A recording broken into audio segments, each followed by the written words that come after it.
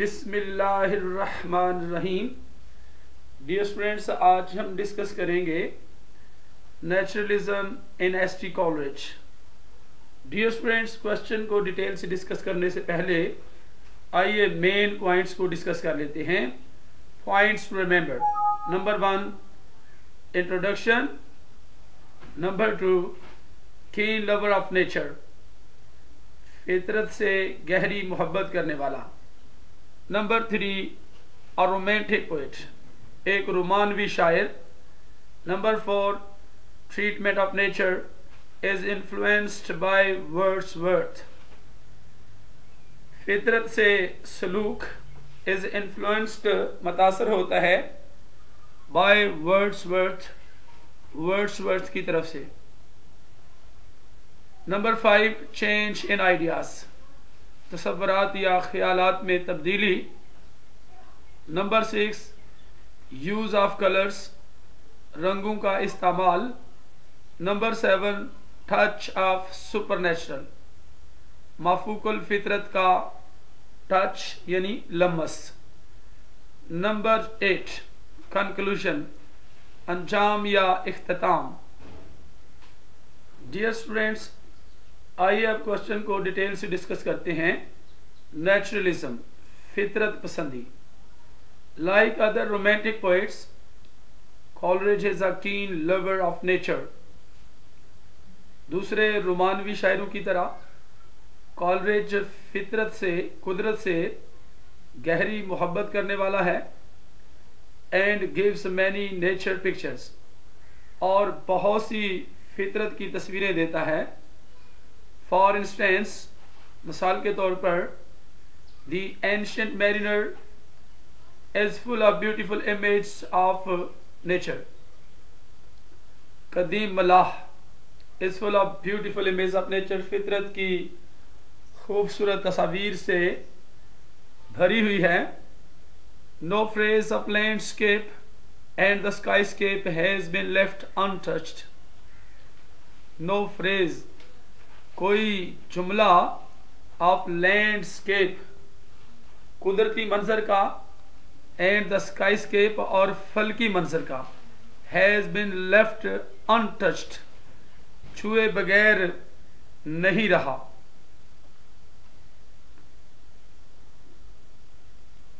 There are the pictures of the bright sunshine at the outset. There are the pictures of the bright sunshine. चमकदार धूप की तस्वीरें हैं at the outset, शुरू में ही, आगाज में ही। The mist and the fog surround the ship. कोहर और धुंध surround the ship, जहाज को घेर लेते हैं। Icebergs green as emerald, icebergs बर्फ के तोदे,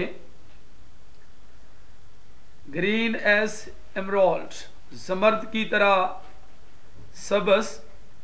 the white moon shining through white fog, सफेद चांद सफेद धुंध में से चमकते हुए।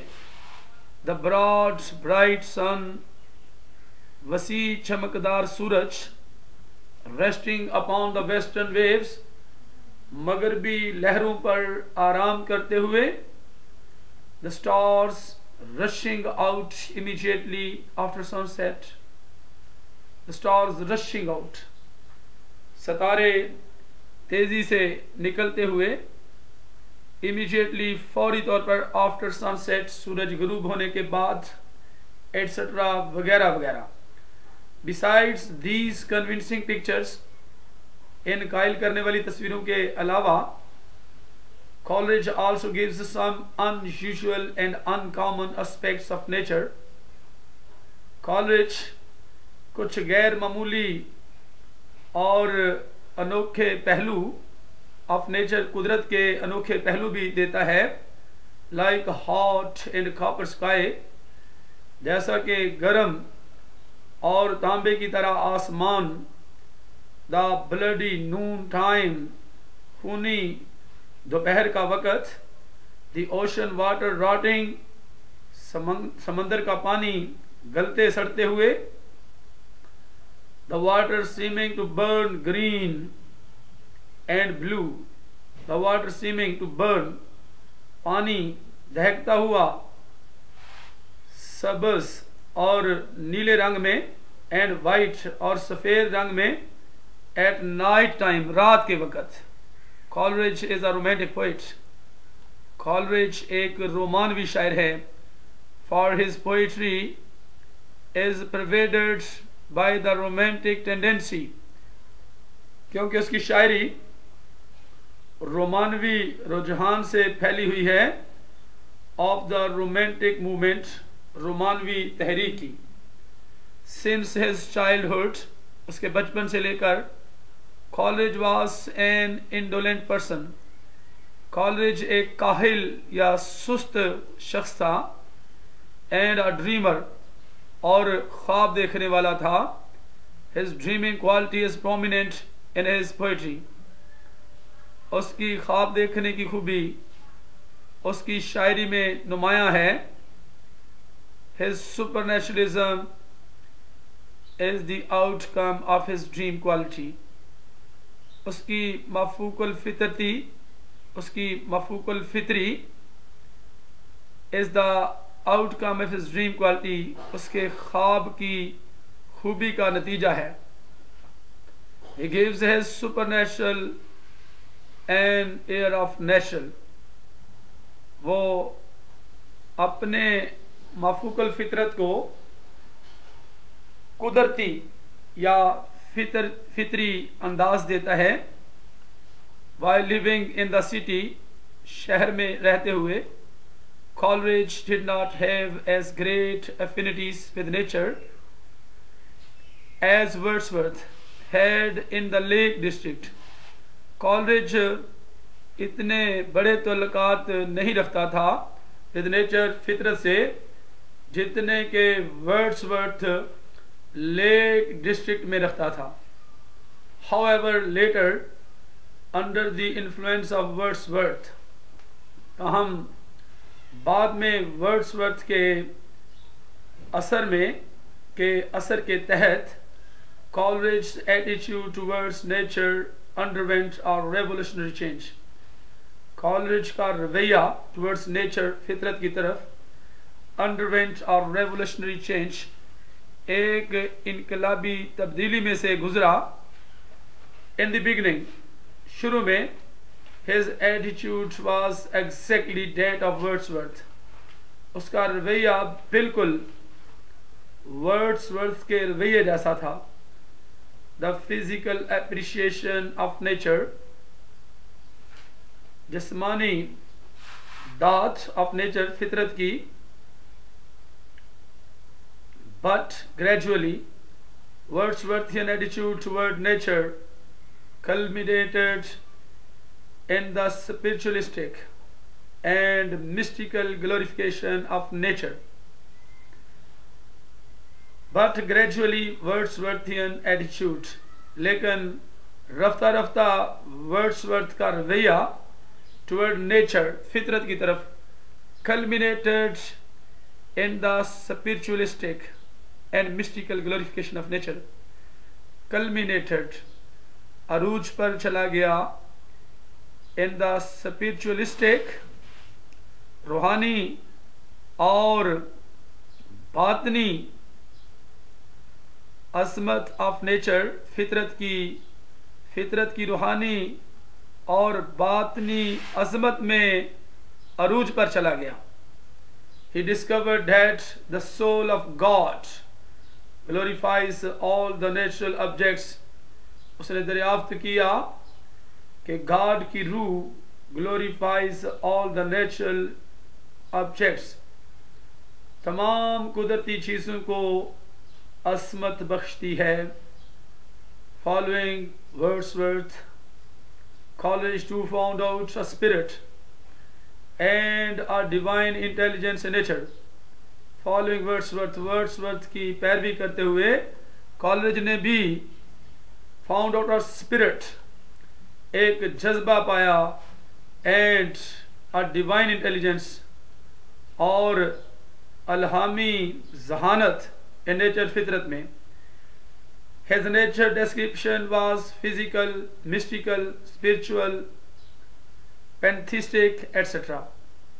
उसकी फितरत की तफसीर या वजाहत जस्मानी, बातनी या सूफियाना, रूहानी, वजूदियत की वगैरह वगैरह थी. Like Wordsworth, he believed that nature had some healing power. Wordsworth की तरह वह यकीन रखता था कि फितरत had some healing power, कुछ सेहतमंद होने की ताकत रखती है. and moral influence on man, और इंसान पर इखलाकी असर रखने की ताकत रखती है. it has a holy plan and it educates man. ये मुकद्दस मंसूबा है, ये मुकद्दस मंसूबा रखती है. and it educates man, और ये इंसान को तालीम देती है. so he too linked man with nature, इसलिए उसने भी इंसान को फितरत से मिला दिया. both agree to the veiled presence of God and nature, दोनों ने इत्तेफाक किया the veiled presence of God, God की पर्दादार मौजूदगी का in nature, फितरत या कुदरत में. and that every object of nature, और ये कि फितरत की कुदरत की हर चीज़ has a life of its own, अपनी ज़िंदगी रखती है. he also believed, और ये भी यकीन रखता था that nature is great universal teacher, कि फितरत एक अजीम आलमगीर टीचर है, उस्ताद है. which molds man, जो इंसान को ढाल देता है, बदल देता है. and develops him into a harmonious personality, और उसे बढ़ाता है, तरक्की देता है हम आहंग शख्सियत में. he believed that nature speaks, उसे यकीन था कि फितरत बात करती है, बोलती है. eternal language, अब्दी ज़बान, which God utters, जो खुदा बोलता है. but Coleridge's view to nature underwent a change, लेकिन कॉलरिज का नजरिया फितरत के बारे में underwent a change, एक तब्दीली में से गुजरा. and he thought that nature comforts only those, और उसने सोचा कि फितरत राहत देती है सिर्फ उनको who go to it with delightful hearts, जो इसके पास दिलकश दिलों के साथ जाते हैं. a gloomy heart cannot find solace in nature, एक उदास अफसुर्दा दिल फितरत या कुदरत में तसल्ली नहीं पा सकता. he says that fountains, passions and life are within us, वो कहता है कि फवारे, जज्बात और जिंदगी हमारे साथ हैं. he believes that we receive what we give, वो यकीन रखता है कि हम वही वसूल करते हैं जो हम देते हैं. but this change of view does not make any great difference, लेकिन ये तब्दीली ऑफ व्यू नज़ारे की does not make any great difference, कोई बड़ा फ़र्क नहीं करती. because Wordsworth also believes, क्योंकि वर्ड्सवर्थ भी यकीन रखता है that nature will delight only those, कि कुदरत सिर्फ उनको ही खुश करेगी who come to it with a heart that watches and receives, जो सिर्फ ऐसे दिल के साथ उसके पास आते हैं जो देखता है और वसूल करता है. but after undergoing this minor change, लेकिन इस तब्दीली में से गुजरने के बाद Coleridge completely rejected Wordsworth's view, Coleridge ने वर्ड्सवर्थ के नुक्ता नज़र को मुकम्मल तौर पर रद्द कर दिया that nature has spirit of its own, कि फितरत या कुदरत अपना जज्बा या अपनी रूह रखती है. It has a holy plan, ये एक पाक मंसूबा रखती है. It reflects divinity, ये खुदाई की अक्कासी करती है, etc. वगैरह वगैरह. Coleridge argues that nature has no life and spirit. Coleridge दलील देता है कि फितरत या कुदरत जिंदगी और रूह नहीं रखती है. It simply depends on our mood, ये महज हमारे मजाज पर इन्हिसार करती है. Nature cannot affect man's personality, फितरत इंसान की शख्सियत पर असर नहीं कर सकती. However, it can provide an atmosphere, ताहम ये एक माहौल फराहम कर सकती है, एक फ़ज़ा फराहम कर सकती है. This change starts from Coleridge's deep study of transcendental philosophy of German. ये तब्दीली शुरू होती है कॉलरिज के गहरे मतालिया से of transcendental philosophy of German, German की वजदानी या ख्याली फिलॉसफी के गहरे मतालिया से. He learns that the existence of the external world is phenomenal. वो सीख लेता है कि existence of the external world, कि बैरूनी दुनिया का वजूद is phenomenal, हैरत अंगेज है. And our thoughts only give form to external objects, और हमारी सोचें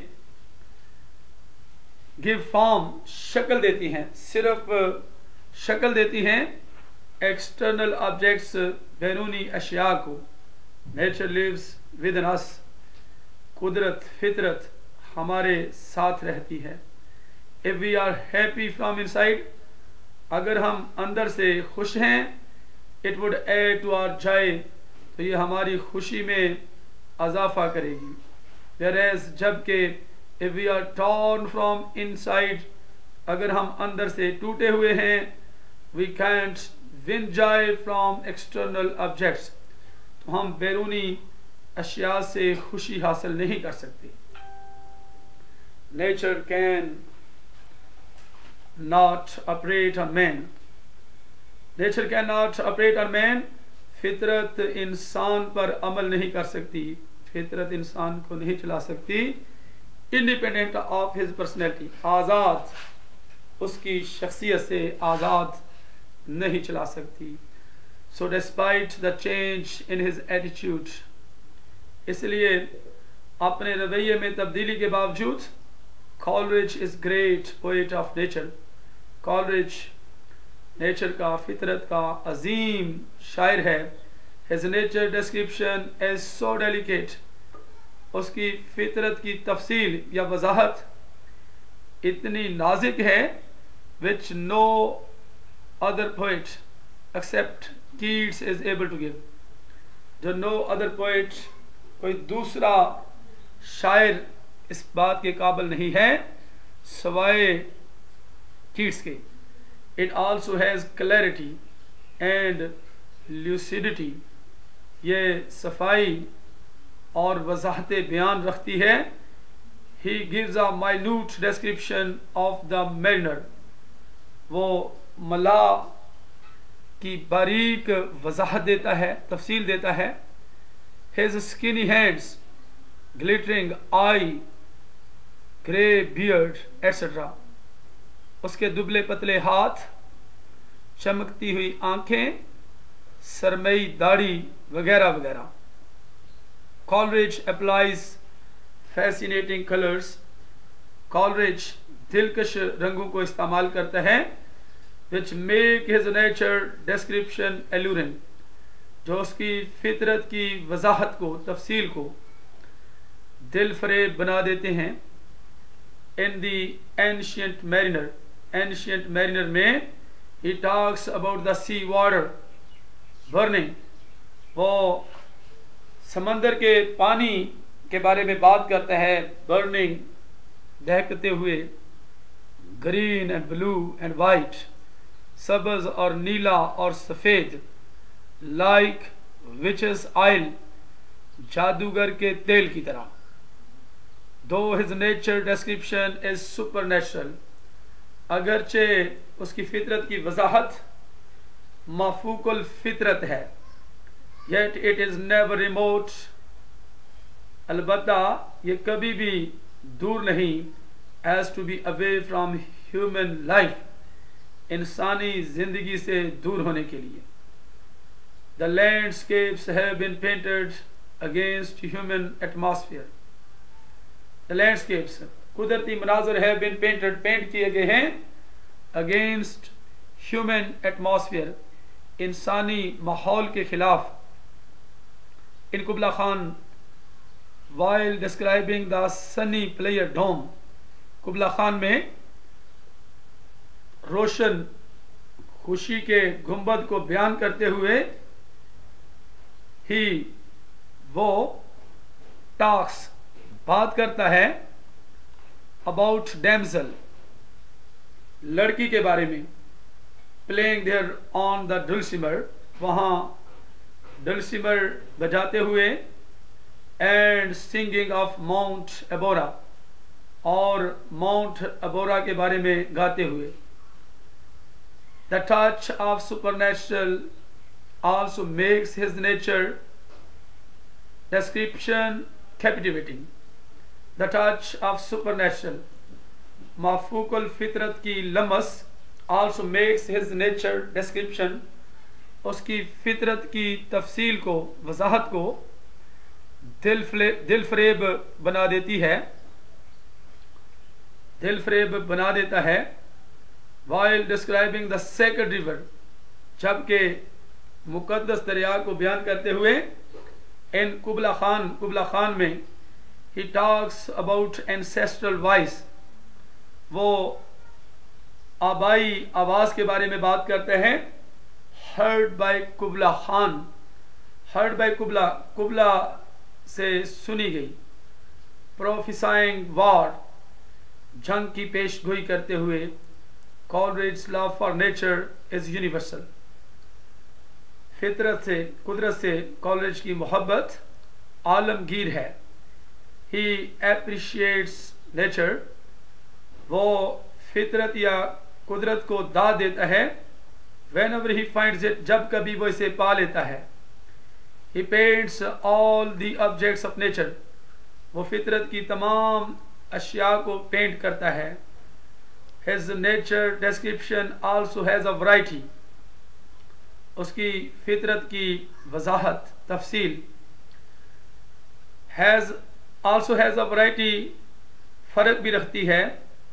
In it, इसमें इख्तलाफ भी रखती है, फ़र्क भी रखती है। In the ode on dejection, अफसुर्दगी या उदासी पर गज़ल, Coleridge denies the pathetic fallacy, Coleridge इनकार कर देता है द पैथेटिक फैलेसी, दिलसोज गलती का, इन विच ही हैड वंस बिलीव्ड, जिस पर उसने एक बार यकीन किया था। डियर स्टूडेंट्स, इसके साथ ही नेचुरलिज्म इन एस.टी. कॉलरिज का क्वेश्चन खत्म होता है। तो नेक्स्ट मिलते हैं अगली वीडियो में। अपना बहुत सा ख्याल रखिएगा। अल्लाह हाफिज।